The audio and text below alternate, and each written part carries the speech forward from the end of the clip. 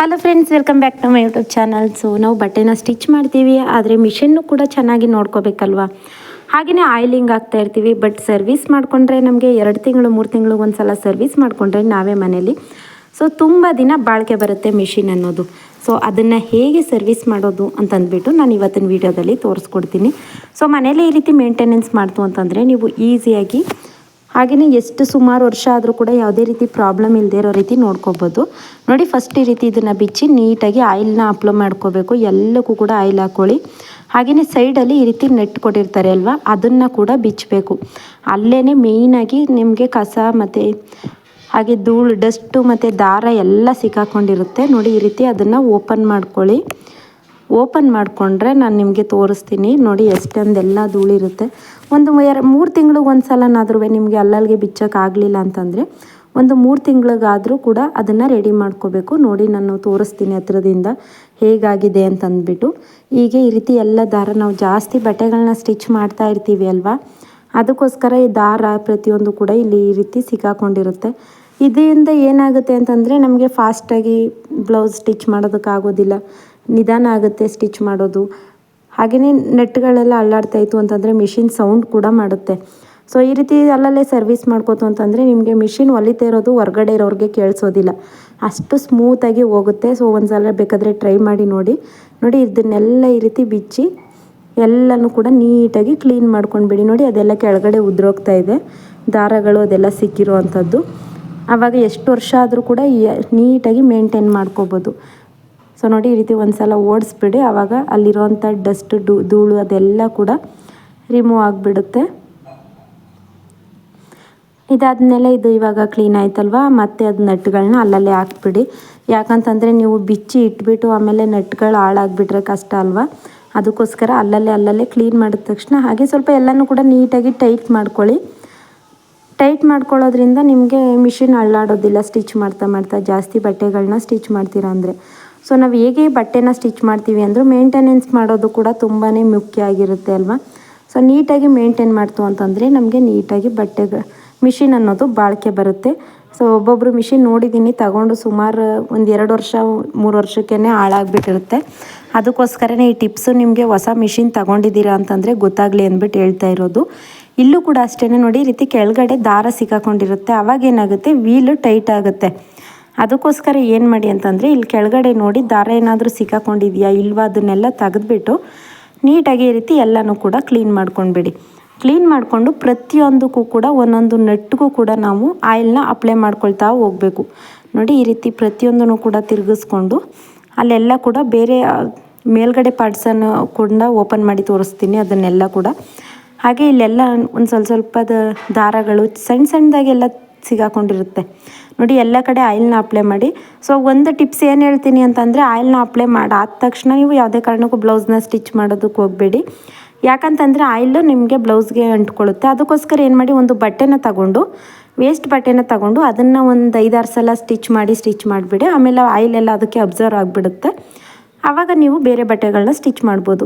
Direct ನೀವು ಬಟ್ಟೆಗಳನ್ನ stitch ಮಾಡ್ತೀರಾ ಅಂತಂದರೆ ಆಯಿಲ್ ಬಂದು ಆ ಬಟ್ಟೆಗೆ ಆಗೋವಂಥ ಸಾಧ್ಯತೆ ಇರುತ್ತೆ. ಅದಕ್ಕೋಸ್ಕರ ಏನಪ್ಪ ಇವರು ಹೇಳಿದ್ರು ಅಂದ್ಬಿಟ್ಟು ಈ ರೀತಿ ಆಯಿಲ್ ಹಾಕಿ ಬಟ್ಟೆಗಾಯಿತು ಅಂತ ನನಗೆ ಬಂದು ಕಮೆಂಟ್ ಮಾಡಬೇಡಿ. ಅದಕ್ಕೋಸ್ಕರ ಫಸ್ಟೇ ಹೇಳ್ತಾ ಇದ್ದೀನಿ. ಇಷ್ಟೊಂದು ಜಾಸ್ತಿ ಆಯಿಲ್ ಹಾಕಿರ್ತೀವಿ ಅಲ್ವಾ, ಸ್ವಲ್ಪ ಬಟ್ಟೆಗಾಗೋವಂಥ ಸಾಧ್ಯತೆ ಇರುತ್ತೆ. ಅದಕ್ಕೇನು ಮಾಡಿ ಅಂದರೆ ವೇಸ್ಟ್ ಬಟ್ಟೆ ತಗೊಂಡು ಫಸ್ಟ್ ಸ್ಟಿಚ್ ಮಾಡಿಬಿಡಿ. ಸ್ಟಿಚ್ ಮಾಡ್ತಾ ಏನಾಗುತ್ತೆ, ಅದೆಲ್ಲ ಹೊಂಟೋಗ್ಬಿಡುತ್ತೆ. ಅದಾದ ನಂತರ ನೀವು ಬೇಕಾದರೆ ಸ್ಟಿಚ್ ಮಾಡ್ಕೋಬೋದು. ಬಟ್ ಮೈಸೂರು ಸಿಲ್ಕ್ ಸ್ಯಾರಿಗಳು ಜಾಸ್ತಿ ದುಡ್ಡಿನ ಸ್ಯಾರಿಗಳನ್ನ ಫಸ್ಟೇ ನೀವು ಹೊಲಿಯೋದಕ್ಕೆ ಹೋಗಬೇಡಿ. ನಾನು ಹೇಳಿದ್ನಲ್ವ, ಆ ರೀತಿ ಬಟ್ಟೆಯಲ್ಲಿ ಹೊಲಿದು ಅದಾದ ನಂತರ ಬೇಕಾದರೆ ಹಾಕ್ಕೋಬೋದು. ನೋಡಿ, ಈ ರೀತಿ ಇದನ್ನು ನೀಟಾಗಿ ರೆಡಿ ಮಾಡ್ಕೊಂಡಾದ್ಮೇಲೆ ಇವಾಗ ಇದನ್ನು ಕೂಡ ಬಿಚ್ಚಿ ಅಲ್ಲಿ ನೀವು ಆಯಿಲ್ ಹಾಕಲಿಲ್ಲ ಅಂತಂದರೆ ಏನಾಗುತ್ತೆ ಅಂತಂದರೆ ಮಿಷಿನು ಸೌಂಡ್ ಮಾಡುತ್ತೆ. ಸೊ ಇವಾಗ ನಾನು ಇಲ್ಲಿ ಬಿಚ್ಚಿ ತೋರಿಸ್ತಾ ಇದ್ದೀನಿ ಅಲ್ವಾ, ಇದನ್ನು ಬಿಚ್ಚಿಬಿಟ್ಟು ನೀವು ಆಯಿಲ್ ಹಾಕಲೇಬೇಕು. ಅಲ್ಲಲ್ಲಿಗೆ ನೀವು ಒಂದು ಮಂತ್ಗೊಂದು ಸಲನಾದರೂ ಅಲ್ಲಿ ಆಯಿಲ್ ಹಾಕಲೇಬೇಕು. ಇಲ್ಲಾಂತಂದರೆ ಮಿಷಿನು ನಿಮಗೆ ಓಡುವಾಗ ಸೌಂಡ್ ಆಗುತ್ತೆ. ಅದಕ್ಕೋಸ್ಕರನೇ ಹೇಳಿದ್ದು. ಹಾಗೆಯೇ ಇಲ್ಲೂ ಕೂಡ 2 ನಟ್ ಕೊಟ್ಟಿರ್ತಾರೆ. ಸೊ ಈ ನಟ್ಗೆಲ್ಲ ಆಯಿಲ್ ಹಾಕ್ತಾ ಇದ್ದೀರಾ, ನಾನು ಮೇಂಟೈನ್ ಮಾಡಿರೋದ್ರಿಂದ ನೋಡಿ ಕಳೆದ ತಕ್ಷಣ ಬೇಗ ಬಂದುಬಿಡುತ್ತೆ. ಇಲ್ಲ ಅಂತಂದರೆ ಅದು ತುಕ್ಕಿಡ್ದಿರೋ ಥರ ಆಗಿಬಿಡುತ್ತೆ. ಅದಕ್ಕೋಸ್ಕರ ಇವಾಗ ಇದಕ್ಕೆ ಒಂದು ಬಟ್ಟೆನ ಹಾಕ್ಕೊಂಡು ನೀಟಾಗಿ ಒಳಗಡೆ ಎಲ್ಲ ಧೂಳಿರುತ್ತೆ ಅಲ್ವಾ, ಅದನ್ನೆಲ್ಲ ಒರೆಸ್ಕೋಬೇಕು. ಹೇಗೆ ಅಂತ ಅಂದ್ಬಿಟ್ಟು ತೋರಿಸ್ತೀನಿ ನೋಡಿ, ಹೇಗೆ ಅದನ್ನು ಕೂಡ ಕ್ಲೀನ್ ಮಾಡ್ಕೊಳ್ಳೋದು ಅಂತ. ಈ ರೀತಿ ಒಂದು ಬಟ್ಟೆನ ತಗೊಂಡು ಒಳಗಡೆ ಈ ರೀತಿ ತುರುಕ್ಬಿಟ್ಟು ನೀಟಾಗಿ ಒರೆಸ್ಕೊಳ್ಳಿ. ಅಲ್ಲಿರೋ ಅಂಥ ಕೊಳೆಯಾಗಿ ಎಲ್ಲ ಕೂಡ ಡಸ್ಟ್ ಎಲ್ಲ ಕೂಡ ಅದಕ್ಕೆ ಅಬ್ಸರ್ವ್ ಆಗಿಬಿಡುತ್ತೆ. ಕಾಟನ್ ಬಟ್ಟೆನ ತಗೊಂಡು ಈ ರೀತಿ ಎಲ್ಲ ತೆಗೆದ್ರೆ ನೋಡಿ ಇಲ್ಲಿ ಎಷ್ಟೊಂದು ಕೊಳೆ ಮತ್ತು ಧೂಳಿದೆ ಅಂತ. ನೋಡಿ ಈ ರೀತಿ ಪ್ರತಿಯೊಂದನ್ನು ಕೂಡ ಕ್ಲೀನ್ ಮಾಡಿಕೊಂಡು ಫಸ್ಟು ಕ್ಲೀನ್ ಮಾಡ್ಕೊಂಡ್ಬಿಡಿ. ಅದಾದ ನಂತರ ಅದಕ್ಕೆ ಆಯಿಲ್ನ ಹಾಕ್ಕೊಂಡ್ಬಿಡಿ, ಆವಾಗ ಸರಿ ಹೋಗುತ್ತೆ ನಿಮಗೆ. ಸೊ ಇಲ್ಲೂ ಕೂಡ ಅಷ್ಟೇ ಸ್ವಲ್ಪನೂ ಕೂಡ ಏನಾದರೂ ದಾರ ಸಿಗಾಕೊಂಡಿರುತ್ತಾ ಅಂತಲೂ ಒಂದು ಸಲ ಚೆಕ್ ಮಾಡ್ಕೊಳ್ಳಿ. ಹಾಗೆಯೇ ಅಲ್ಲಿ ಇರೋವಂಥ ಸಣ್ಣ ಪುಟ್ಟ ನಟ್ಗಳೆಲ್ಲನೂ ಕೂಡ ಟೈಟ್ ಮಾಡ್ಕೊಳ್ಳಿ. ಯಾಕಂತಂದರೆ ಸ್ಟಿಚ್ ಮಾಡಿ ಸ್ವಲ್ಪ ಲೂಸ್ ಆಗಿರುತ್ತೆ, ಅದಕ್ಕೋಸ್ಕರ ಅದನ್ನೆಲ್ಲ ಸ್ವಲ್ಪ ಟೈಟ್ ಮಾಡಿಕೊಂಡು ಆಮೇಲೆ ಅಲ್ಲಿ ಇರೋವಂಥ ಎಲ್ಲ ಪಾರ್ಟ್ಸ್ಗೂ ಕೂಡ ಈ ರೀತಿ ನೀಟಾಗಿ ಆಯಿಲ್ನ ಅಪ್ಲೈ ಮಾಡಿ. ಇದರಿಂದ ಏನಾಗುತ್ತೆ ಅಂತಂದರೆ ನಿಮಗೆ ಮಷೀನ್ ಅನ್ನೋದು ಸ್ಮೂತಾಗಿ ರನ್ ಆಗುತ್ತೆ. ಆವಾಗ ಬೇಗ ಸ್ಟಿಚ್ ಮಾಡ್ಬೋದು. ಇಲ್ಲ ಅಂತಂದರೆ ಅದು ತುಕ್ಕಿಡ್ದಿರೋ ಥರ ಆದರೆ ಟೈಟ್ ಆಗುತ್ತೆ. ಹಾಗೆಯೇ ಅಂತಾರೆ ಅಲ್ವಾ, ಅಯ್ಯೋ ಎಷ್ಟು ತಗೊಳುತ್ತೆ, 1.5 ಗಂಟೆ ತಗೊಳುತ್ತೆ ಬ್ಲೌಸ್ ಹೊಲಿಯೋದಕ್ಕೆ ಅಂತೆಲ್ಲ ಅಂತ ಇರ್ತಾರೆ. ಸೊ ಈ ಮಿಷಿನ್ ಆದರೂ ಕೂಡ ಒಂದು ಅರ್ಧ ಗಂಟೆಲೆಲ್ಲ ಒಂದು ಲೈನಿಂಗ್ ಬ್ಲೌಸ್ನ ಸ್ಟಿಚ್ ಮಾಡ್ಬೋದು. ಅದಕ್ಕೋಸ್ಕರನೇ ಹೇಳಿದ್ದು. ಸೊ ನಾನು ಬೇಕಾದರೆ ತೋರಿಸ್ಕೊಡ್ತೀನಿ ನೆಕ್ಸ್ಟು ಅರ್ಧ ಗಂಟೆಲೆಲ್ಲ ಹೇಗೆ ಬ್ಲೌಸ್ನ ಸ್ಟಿಚ್ ಮಾಡೋದು, ಲೈನಿಂಗ್ ಬ್ಲೌಸ್ನ ಅಂತ ಅಂದ್ಬಿಟ್ಟು ತೋರಿಸ್ಕೊಡ್ತೀನಿ. ನಾರ್ಮಲಾಗಿ ಹೇಗೆ ಸ್ಟಿಚ್ ಮಾಡ್ತಿದ್ರು ಕೂಡ ಹೇಗೆ ಬೇಗ ಮಾಡ್ಬೋದು ಅನ್ನೋದನ್ನು. ಅದಾದ ನಂತರ ಅದನ್ನು ಕೂಡ ಅಷ್ಟೇ ಬಿಚ್ಚಿರೋದನ್ನು ಅಲ್ಲೇ ರೆಡಿ ಮಾಡಿಬಿಡಿ. ನಾನು ಹೇಳ್ದೆ ಅಲ್ವಾ, ನೆಟ್ಟು ಆ ಕಡೆ ಈ ಕಡೆ ಹೋಯ್ತು ಅಂತಂದರೆ ಹುಡುಕ್ಬೇಕಾಗುತ್ತೆ. ಸೊ ನಾನು ಸುಮಾರು ಸಲ ಹಂಗೆ ಮಾಡಿದ್ದೀನಿ, ಅದಕ್ಕೋಸ್ಕರ ನಿಮಗೆ ಅಲ್ಲಲ್ಲೇ ಹಾಕ್ಬಿಡಿ ಅಂತ ಅಂದ್ಬಿಟ್ಟು ಹೇಳ್ಕೊಡ್ತಾ ಇದ್ದೀನಿ. ನೋಡಿ ಈ ರೀತಿ ಇದನ್ನು ಹಾಕಿ ಸ್ವಲ್ಪ ಟೈಟೇ ಮಾಡಬೇಡಿ, ಯಾಕಂತಂದರೆ ಮತ್ತೆ ಬಿಚ್ಬೋದು. ಬಟ್ ಏನಾಗುತ್ತೆ ಅಂತಂದರೆ ಅಳ್ಳಾಡುತ್ತೆ ಅದು, ಅದಕ್ಕೋಸ್ಕರ ಎಲ್ಲ ನಟ್ಗಳನ್ನೂ ಕೂಡ ಟೈಟ್ ಮಾಡಿ ಈ ರೀತಿ ಟೈಟ್ ಮಾಡ್ಕೊಂಡಾದಮೇಲೆ ನಂತರ ಇನ್ನೊಂದು ಕಡೆನೂ ಕೂಡ ನೀವು ಇನ್ನೂ 2 ಕಡೆ ನೀವು ಬಿಚ್ಚಿ ಅದನ್ನು ರೆಡಿ ಮಾಡಬೇಕು. ಎಲ್ಲಿ ಅಂತ ಅಂದ್ಬಿಟ್ಟು ತೋರಿಸ್ತೀನಿ ನೋಡಿ.